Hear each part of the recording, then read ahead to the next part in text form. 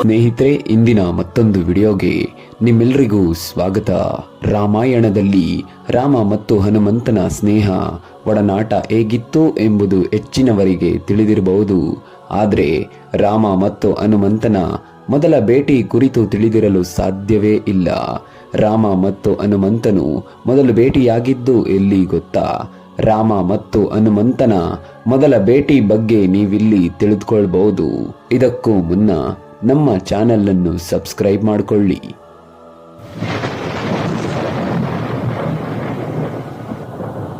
ಭಗವಾನ್ ಶ್ರೀರಾಮ ಮತ್ತು ಸೀತಾದೇವಿಯ ಜೀವನದ ಸುತ್ತಲೂ ಹೆಣೆದಿರುವ ಕಥೆಯನ್ನೊಳಗೊಂಡ ಜನಪ್ರಿಯ ಹಿಂದೂ ಮಹಾಕಾವ್ಯವೇ ಈ ರಾಮಾಯಣ.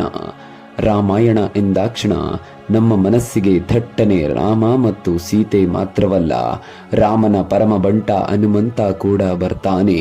ಶ್ರೀರಾಮನ ಸೇವೆಗಾಗಿ ಹನುಮಂತನು ಮಾಡಿದ ಲೀಲೆಯನ್ನು ನಾವು ಎಂದಿಗೂ ಮರೆಯಲು ಸಾಧ್ಯವೇ ಇಲ್ಲ. ಪುರಾಣಗಳ ಪ್ರಕಾರ ದುಷ್ಟರ ಸಂಹಾರಕ್ಕಾಗಿ ತ್ರಿಮೂರ್ತಿ ದೇವರುಗಳು ಮಾಡಿದ ಉಪಾಯವೆಂದು ಹೇಳಲಾಗುತ್ತೆ.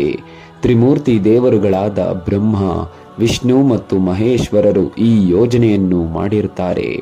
ಬ್ರಹ್ಮನ ಸಲಹೆಯಂತೆ ರಾವಣನ ಸಂಹಾರಕ್ಕಾಗಿ ವಿಷ್ಣು ಮತ್ತು ಲಕ್ಷ್ಮೀ ದೇವಿಯು ರಾಮ ಮತ್ತು ಸೀತೆಯಾಗಿ, ಶಿವನು ಹನುಮಂತನಾಗಿ ಮತ್ತು ವಿಷ್ಣುವಿನ ಹಾಸಿಗೆಯಾದ ಶೇಷನಾಗನು ಲಕ್ಷ್ಮಣನಾಗಿ ರಾಮಾಯಣದಲ್ಲಿ ಕಾಣಿಸಿಕೊಳ್ತಾರೆ.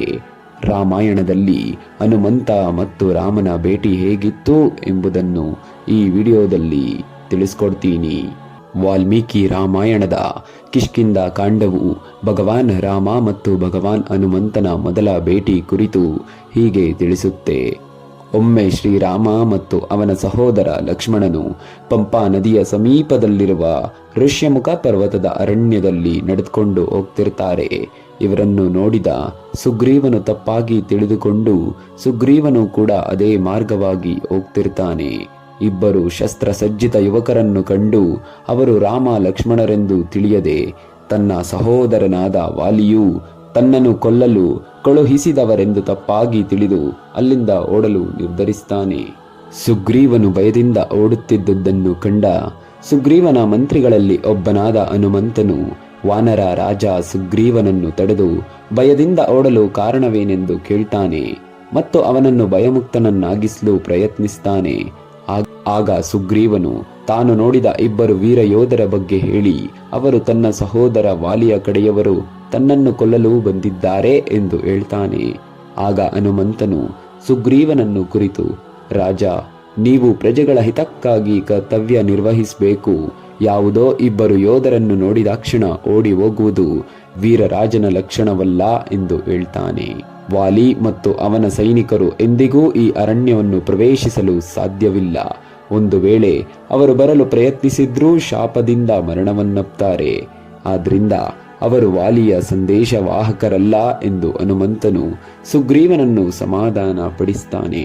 ಸುಗ್ರೀವನು ಹನುಮಂತನನ್ನು ಕುರಿತು, ನಾನು ನೋಡಿದ ಆ ಇಬ್ಬರು ಯೋಧರು ಭಯವೇ ಇರದವರಂತೆ ಕಾಣ್ತಾರೆ. ಹೆಚ್ಚು ಆತ್ಮವಿಶ್ವಾಸಿಗಳಾಗಿದ್ದಾರೆ. ಶಸ್ತ್ರಸಜ್ಜಿತರಾದ ಅವರು ನೋಡಲು ದೈವಿಕ ಗುಣವುಳ್ಳವರಂತೆ ಕಾಣ್ತಾರೆ. ನೀನು ಅವರನ್ನು ವಾಲಿಯ ಸೈನಿಕರಲ್ಲ ಎಂದು ಹೇಳಬಹುದು, ಆದರೆ ನಾನು ಅವರನ್ನು ನೋಡಿದ್ದೇನೆ.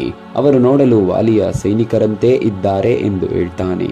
ನೀನು ಈ ತಕ್ಷಣ ವಾನರ ರೂಪವನ್ನು ಬಿಟ್ಟು ಸನ್ಯಾಸಿ ರೂಪವನ್ನು ಧರಿಸಿ ಅವರ ಬಗ್ಗೆ ತಿಳಿದುಕೊಂಡು ಬಾ ಎಂದು ಆದೇಶವನ್ನು ನೀಡ್ತಾನೆ. ಆಗ ಹನುಮಂತನು ಸನ್ಯಾಸಿಯ ವೇಷ ಧರಿಸಿ ಆ ಇಬ್ಬರು ವೀರರಾದ ರಾಮ ಮತ್ತು ಲಕ್ಷ್ಮಣರ ಬಳಿಗೆ ಹೋಗ್ತಾನೆ. ರಾಮನನ್ನು ನೋಡುತ್ತಿದ್ದಂತೆ ಹನುಮಂತನ ತನ್ನ ಸನ್ಯಾಸಿ ರೂಪವನ್ನು ತೆಗೆದು ನಿಜ ರೂಪಕ್ಕೆ ಬಂದ್ಬಿಡ್ತಾನೆ. ನೀವು ನೋಡಲು ರಾಜ ಋಷಿಗಳು ತಪಸ್ವಿಗಳಂತೆ ಕಾಣ್ತೀರಾ, ಆದರೆ ಕೈಯಲ್ಲಿ ಈ ಬಿಲ್ಲು ಬಾಣಗಳನ್ನು ಹಿಡಿದುಕೊಳ್ಳಲು ಕಾರಣವೇನು? ಈ ಕಾಡಿನಲ್ಲಿರುವ ಪ್ರಾಣಿಗಳು ನಿಮ್ಮನ್ನು ನೀಡು ಭಯಪಡುತ್ತಿವೆ. ನಿಮ್ಮ ವೇಷ ನಡವಳಿಕೆಯ ಬಗ್ಗೆ ಆಶ್ಚರ್ಯವಾಗುತ್ತಿದೆ ಎಂದು ಹೇಳ್ತಾನೆ. ನಂತರ ಹನುಮಂತನು ತನ್ನ ಪರಿಚಯವನ್ನು ರಾಮ ಲಕ್ಷ್ಮಣರಿಗೆ ಮಾಡಿಕೊಳ್ಳುತ್ತಾ, ನಾನು ಹನುಮಂತ. ಸುಗ್ರೀವನ ಮಂತ್ರ ಕಿಷ್ಕಿಂಧೆಯ ರಾಜನಾದ ಸುಗ್ರೀವನ ಅಣ್ಣ ವಾಲಿ ಅವನನ್ನು ಗಡೀಪಾರು ಮಾಡಿದ್ದಾನೆ. ಸುಗ್ರೀವನು ನೀತಿವಂತನು, ಹಾಗಾಗಿ ಅವನು ನಿಮ್ಮ ಸ್ನೇಹವನ್ನು ಬಯಸುತ್ತಿದ್ದಾನೆ ಎಂದು ಹನುಮಂತನು ರಾಮ ಲಕ್ಷ್ಮಣರಿಗೆ ತಿಳಿಸುತ್ತಾನೆ. ಇವುಗಳನ್ನು ಕೇಳುತ್ತಿದ್ದಂತೆ ಲಕ್ಷ್ಮಣನು ರಾಮನನ್ನು ಕುರಿತು ಸಹೋದರ ಹನುಮಂತನು ಋಗ್ವೇದ, ಯಜುರ್ವೇದ, ಸಾಮವೇದ ಮತ್ತು ಅಥರ್ವ ವೇದ ಹಾಗೂ ಉಪನಿಷತ್ತುಗಳ ಸಾರವನ್ನು ಚೆನ್ನಾಗಿ ತಿಳಿದುಕೊಂಡಿದ್ದಾರೆ. ಆ ಜ್ಞಾನವಿಲ್ಲದೆ ಈ ರೀತಿ ಮಾತನಾಡಲು ಸಾಧ್ಯವೇ ಇಲ್ಲ. ಮಾತನಾಡುವಾಗ ಹನುಮಂತನ ಧ್ವನಿಯು ತುಂಬಾ ಜೋರಾಗಿರಲಿಲ್ಲ ಅಥವಾ ಗೊಣಗಾಟ ಅಥವಾ ಪಿಸು ಮಾತುಗಳಂತೆ ಇರಲಿಲ್ಲ. ಅವರು ತಮ್ಮ ಮಾತುಗಳನ್ನು ಒಂದೇ ಸ್ವರದಲ್ಲಿ ಪ್ರಾರಂಭಿಸಿದ್ರು ಹಾಗೂ ಮುಂದುವರೆಸಿದ್ರು ಮತ್ತು ಪೂರ್ಣಗೊಳಿಸಿದ್ರು. ಪ್ರತಿ ಉಚ್ಚಾರಾಂಶವು ಹೇಗೆ ಉಚ್ಚರಿಸಬೇಕು ಎಂದು ಅವರಿಗೆ ವಿಶೇಷವಾಗಿ ತಿಳಿದಿದೆ. ಸುಗ್ರೀವನು ಹನುಮಂತನನ್ನು ಮಂತ್ರಿಯಾಗಿ ಪಡೆದಿರುವುದೇ ಮಹಾನ್ ಭಾಗ್ಯ ಎಂದು ಹೇಳುತ್ತಾ ಸುಗ್ರೀವನೊಂದಿಗೆ ಮತ್ತು ಹನುಮಂತನೊಂದಿಗೆ ಸ್ನೇಹ ಬೆಳೆಸುವುದಾಗಿ ಒಪ್ಪಿಕೊಳ್ಳುತ್ತಾರೆ. ಹೀಗೆ ಹನುಮಂತ ಹಾಗೂ ರಾಮ ಲಕ್ಷ್ಮಣರ ಒಡನಾಟ ಪ್ರಾರಂಭವಾಯಿತು.